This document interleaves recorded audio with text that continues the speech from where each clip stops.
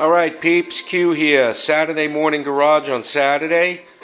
And as I told you yesterday, I was going to post up some more video of the street or track front coilover conversion that I'm doing here with their Cobra caliper conversion. And I got everything installed.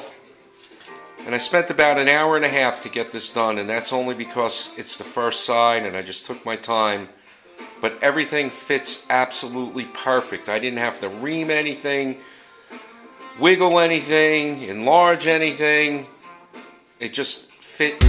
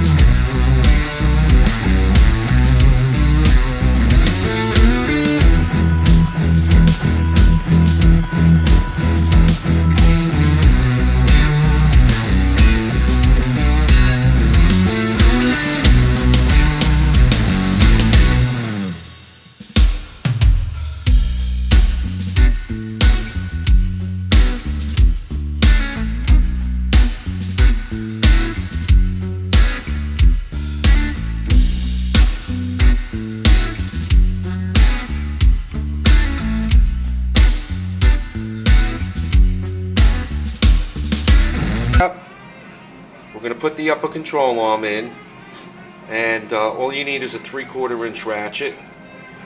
And what I did here is I just put a little towel right in that little bump just in case the arm hangs down. We don't want to scratch it up while we're doing our install. And it goes just the way that he has this set here. On the inside you'll have the washer first, then the lock washer, then the nut. Alright, so we'll get that done. Okay, so I got the upper arm in, and like I told you, it's washer, lock nut, bolt.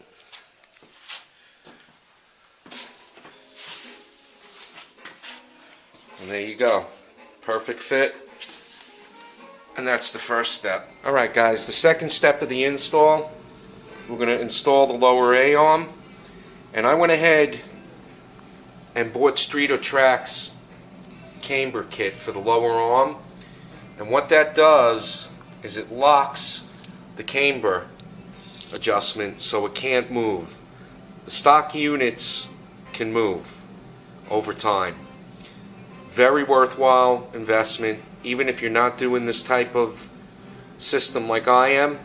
Even for the stock arms, if you've got stock arms, this right here is the right thing to do. It'll hold your camber adjustment and you never have to worry. Alright, we're going to go ahead and put this in. Okay, so I have the lower arm in, and I just wanted to show you how that camber kit locks in. So you can see that. So the lower arm is in.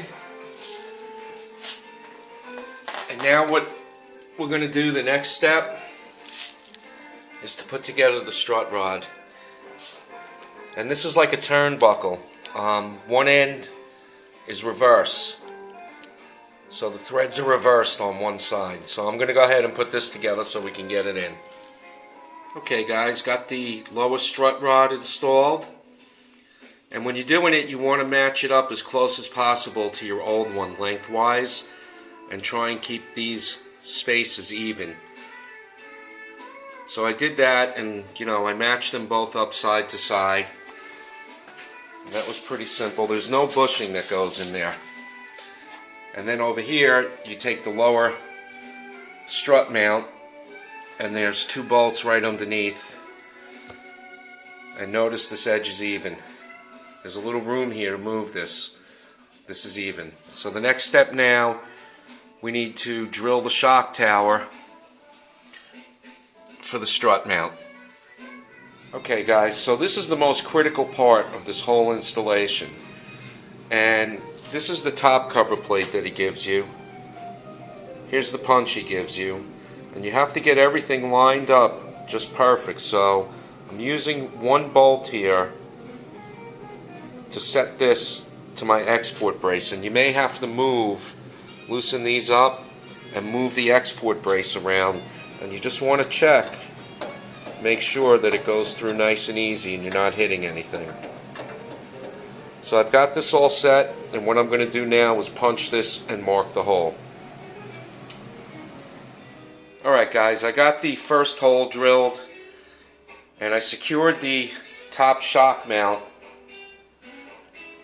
with one of the bolts supplied in the kit, and I'm going to deviate a little bit from the instructions here because he wants you to do that and then use that top cover plate and mark your holes from the top. I found it was easier when I did the other side, and I have this clamped. You got to make sure that this sits flush. And I just found it easier to just go like this and mark it this way, the 2 holes, and drill from the bottom. And one thing I forgot to mention, before you do your drilling, you want to tape off the seam here and then cover everything, because look at all those metal chips that would have went inside the seam and would have started the rust process. Alright, so I'm going to drill these other holes and then we'll get to the next step. Alright guys, got the strut mount installed, and you can see how that goes. Fits real good, perfect. And the next step is to put the spindle on. So we're going to go ahead and do that. Alright, got the spindle installed, no problems. And now we're going to go ahead and install the strut. And again, the beauty of this, it just goes right in.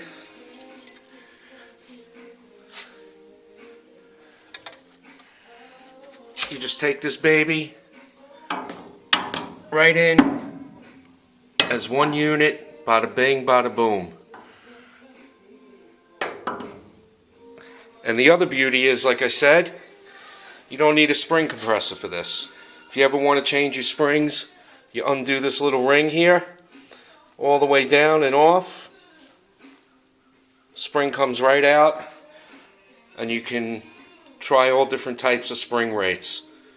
Really, really engineered very nicely. So I'm going to go ahead and get the strut in. Alright guys, got the strut in, and that pretty much wraps up doing the install. I mean, all the other stuff is straightforward mechanical stuff. Putting your hub on, greasing your bearings, greasing the ball joints. All just normal, regular stuff you would do. Really, the only thing left to do at this point is I'm going to go ahead and put the 04 Cobra caliper conversion bracket on.